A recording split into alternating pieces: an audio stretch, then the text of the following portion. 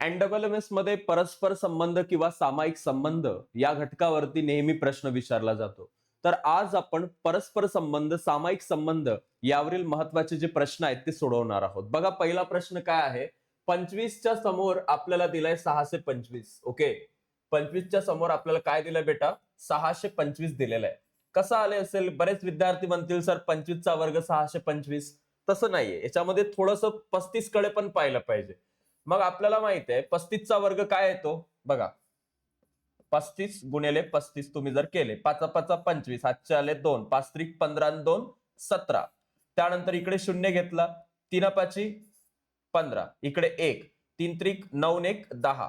तुम्ही जर पाहिलं 5 7 5 12, हातचा आला 1 2 11, 1225 येतो 35चा वर्ग. 1225 कुठे आहे ऑप्शन मध्ये? आपल्याला मग या ठिकाणी एक गोष्ट कळते की ही वर्गावर नाही चालू आहे सिरीज. मग एक गोष्ट बघा, 25 मध्ये जर आपण 600 प्लस केले, ठीक आहे, 25 मध्ये 600 प्लस केले तर 625 आले.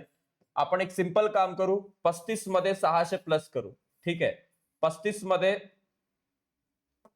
या ठिकाणी आपण 600 प्लस करूया. 600 अधिक 35, काय उत्तर मिळेल? 635. म्हणजे 600 प्लस करायचे आणि ऑप्शन नंबर 4 या ठिकाणी आपल्याला अगदी बरोबर उत्तर मिळून जातं. 25 मध्ये 600 प्लस केले तर 625 मिळाले. 35 मध्ये जर 600 प्लस केले तर 635 मिळते. एवढं हे सिंपल होतं. बघा, आता पुढचा भाग आपण पाहूया. या ठिकाणी आपल्याला म्हटलंय 841च्या समोर 29 आणि 289च्या समोर किती? चला, कोणाकोणाला याचं उत्तर येणार आहे? सगळ्यांनी थोडंफार इथं डोकं लावायचं आहे. बघा, या ठिकाणी आपण जर पाहिलं दोन संख्यांमध्ये आपण एक गोष्ट ऑब्झर्व करू शकतो, 4 आणि 9 याच्यामध्ये आपल्याला ही 4 संख्या आहे, ही 9 संख्या आहे, एक प्रकारे वर्ग संख्या दिसते. सोबतच या ठिकाणी आपण जर याचा जर वर्ग केला म्हणजे 841 कोणाचा वर्ग आहे असं जर आपण पाहिलं तर 29चा वर्ग आपल्याला भेटतो. जसं इथं आपण 29 गुणिले 29 केले म्हणजे 9 9 81, 9 दोन्ही 18, 18 अधिक 8 जर केले तुम्ही 19 20 21 22 23 24 25 26 येतात.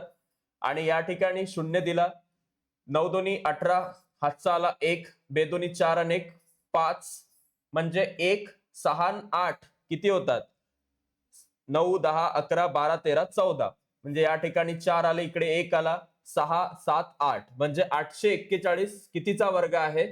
29चा वर्ग आहे. 841 हा 29चा वर्ग आहे. तर 289 हा कोणाचा वर्ग आहे? तर तुम्हाला माहिती असेल, तुम्हाला जर 17चा वर्ग माहिती आहे तर तुमचं उत्तर मिळून गेलं. 17चा वर्ग किती आहे? 289. ओके, तर अशा प्रकारे आपण हा प्रश्न सोडवू शकतो. आता पुढचा परस्पर संबंधातला प्रश्न बघूया. 25च्या समोर 37 दिलंय, 49च्या समोर किती? हे सगळ्यांना उत्तर येऊ शकतं. बघा, काहीतरी प्लस केलंय, काहीतरी कुठंतरी मायनस केलंय.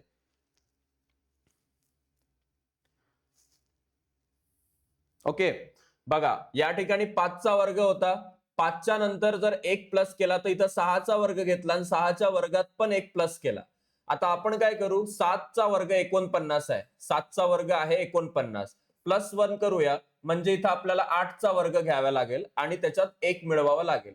8चा वर्ग किती होतो? 64 होतो. 64 मध्ये 1 मिळवला की आपल्याला उत्तर काय मिळतं? 65 आहे का इथे? मिळतंय. अगदी बरोबर आहे, चौथा पर्याय अगदी बरोबर आहे. पुढचा प्रश्न थोडाफार वेगळ्या प्रकारातला आहे. सी आणि डी दिलेला आहे.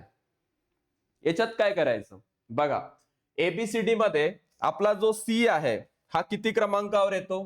3 नंबरवर येतो. आणि ई किती नंबरवर येतो? 5 नंबरवर येतो. 5 आणि 3 किती होतात? किंवा 5 आणि 3 केल्यापेक्षा 8 केल्यापेक्षा आपल्याला 35च्या समोर 70 आणायचे. तर 35 गुणेला जर आपण 2 केले तर 70 येतात. बरोबर आहे. मग आता डी किती नंबरवर येतो? 4 नंबरवर. ई 5 नंबरवर. आता 45 दुनी करायचे, मग 45 दुनी 90 होतात. आहे का ऑप्शन मध्ये 90?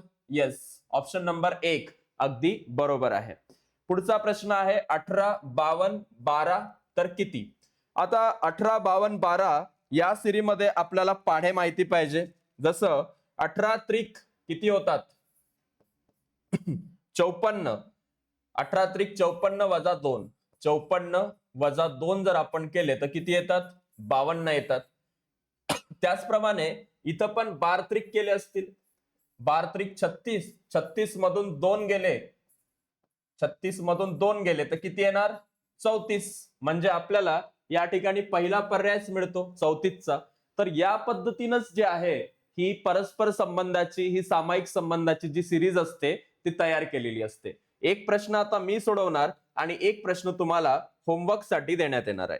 बघा, हा प्रश्न आहे 6, 18, 4 च्या समोर किती? याच्यामध्ये 6 चा वर्ग जर तुम्ही केला किती येतो? 36. 36 ला 2 न भाग द्या. बे एक बे, बे 8 16 म्हणजे किती आले? 18 आले. आता 4 चा वर्ग करून पहा. 16, 16 ला जर आपण 2 न भाग दिला तर किती येतात? 8. ओके, म्हणजे याच्यामध्ये ऑप्शन नंबर 3 जो आहे हा अगदी बरोबर पर्याय आहे. अशा प्रकारचे भरपूर प्रश्न आपल्या समोर आहेत. त्यातला हा जो प्रश्न आहे जो सोडवेल आणि करेक्ट उत्तर आपल्या कमेंट बॉक्समध्ये टाकेल त्या विद्यार्थ्याला एक रेड हार्ट आपल्या चॅनल कडून जे आहे ते मिळणार आहे. So thank you so much. हा परस्पर संबंधाचा जो टॉपिक आहे सगळ्यांनी याची प्रॅक्टिस करा आणि हे सगळे प्रश्न 1 ते 2 वेळा सोडवून पहा. धन्यवाद.